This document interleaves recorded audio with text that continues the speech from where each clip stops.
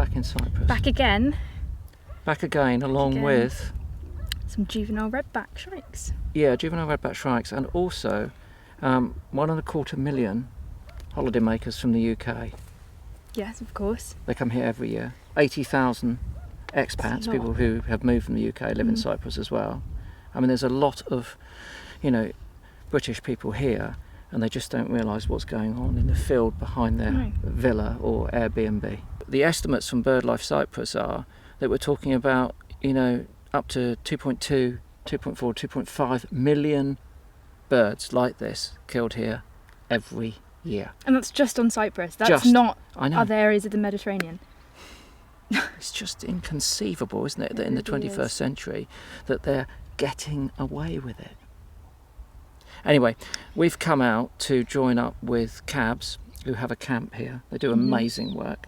Volunteers come from all over Europe, and they come down here and they rescue these birds, which is what they've done this afternoon. They found these stuck in a couple of lime sticks. We've cleaned them up, and now we have the pleasure of releasing them. Go on then, you go first. Right, flat of the hand. To go. Yeah, put them down gently, and then just release your hand. Oh, look at that. It's flying perfectly. It's an amazing feeling. 2 years ago, I visited Cape Pila, one of the worst areas for trapping. The hunters were using recorded bird song lures to help catch small birds in nets. Now, Cape Pila is part of the British sovereign base area with its own police force, but the hunters had no fear of being caught. The sheer volume and quantity of the lures was unbelievable. This year, it's a very different story. We've been driving around Pila for about the last half an hour, stopping in various places, and we've not heard a single lure, acoustic lure. Nothing, absolutely nothing. Bird trapping here, in this place, appears to be on the decline. So what's changed? Well, since we started making our films on the bird slaughter here, a new chief constable has been appointed, as well as a new sergeant for the crime action team. These police are now working with cabs to put an end to hunting on Cape Pila.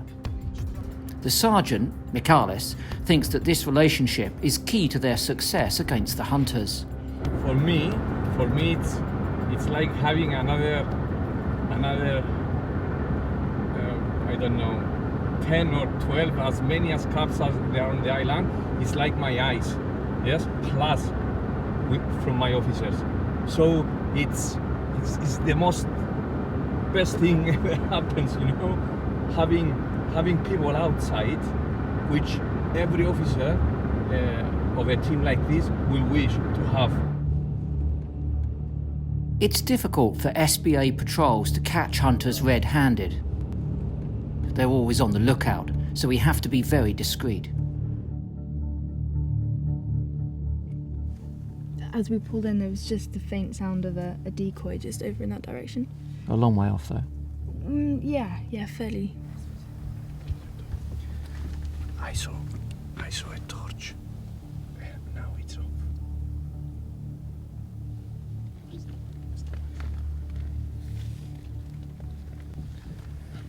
Now the trappers, they are watching every movement,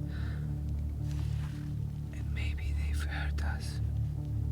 So we have to leave and park somewhere else and go on foot.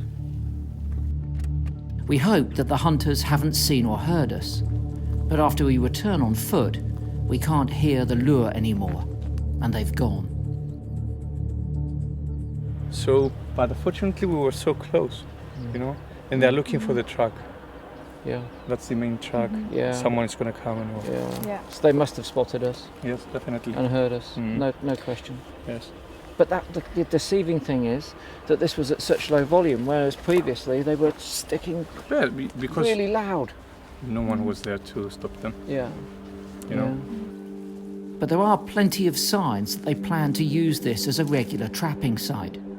This is all freshly cut, isn't it? I mean, that's yesterday, day before.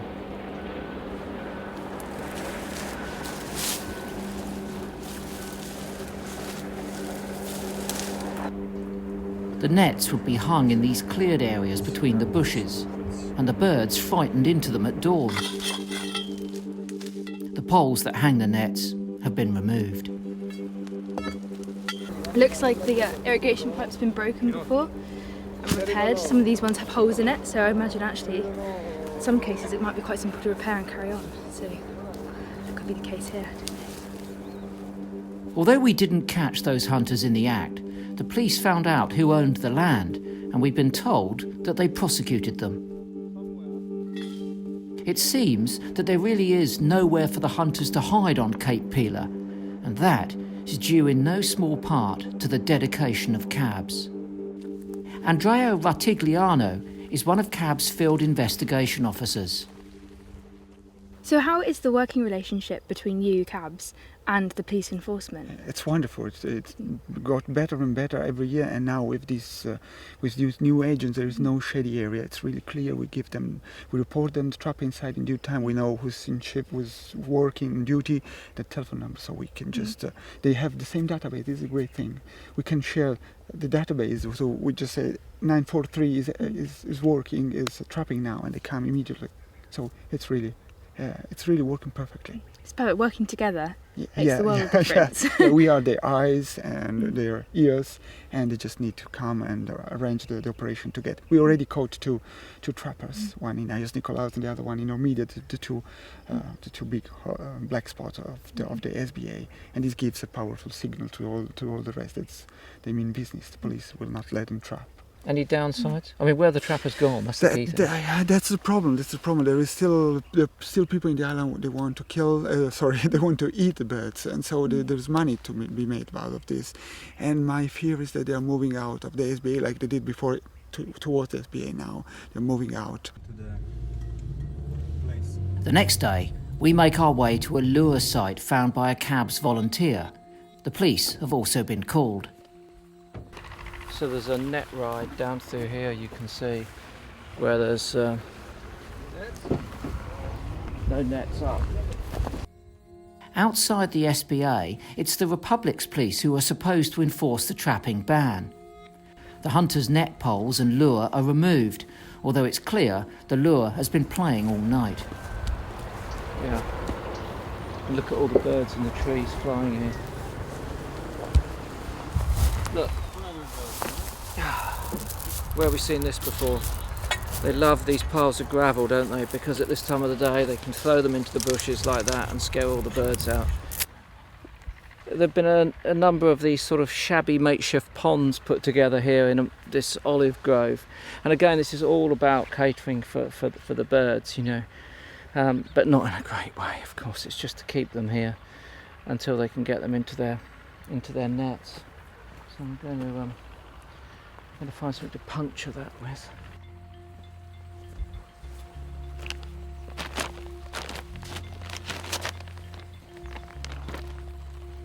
Trapping is still widespread in the rest of the Republic. Another cab's volunteer has found lime sticks. These are branches covered in a sticky glue and hidden in trees to trap any bird unlucky enough to land on them. Let's try and get that out. Slowly. Yeah. Let's get the stick out. No, it's alright, it's off.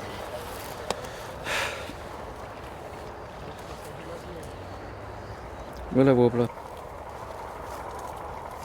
Fortunately, this one was very lightly attached. It probably just gone in there, hadn't had a chance to get stuck. There's a small amount of sticky lime on its feet, but to be honest with you, nothing much. No.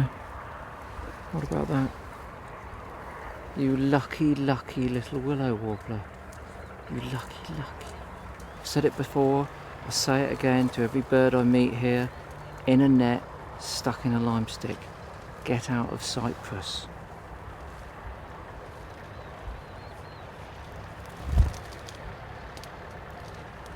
quickly get out of Cyprus.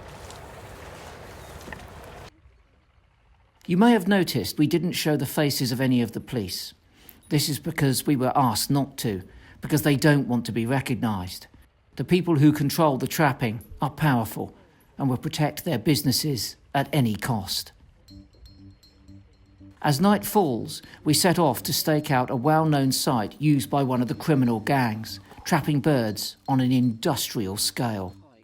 We're sat here on the side of the mountain looking down into a valley, and as you can hear the deafening sound of birdsong, but of course it's a decoy. We really don't want to get caught here. These are not very good people. This is a very notorious site.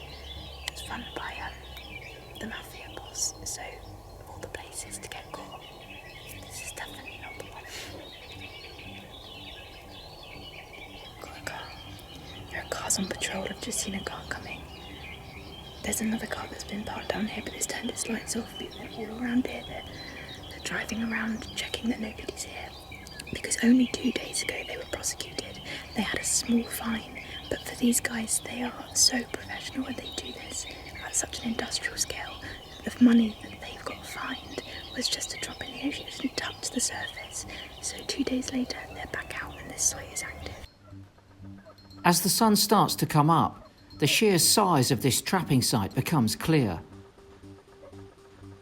So there's quite a lot of them. I reckon there's probably around 20. There's at least 8 cars. You can hear the dogs going off. They've got dogs running around, and at the moment what we've seen is they're going around with the buckets of stones and chucking them into the bushes so that all the birds then fly into the nets, because they set the nets up a little bit earlier when it was a little bit darker.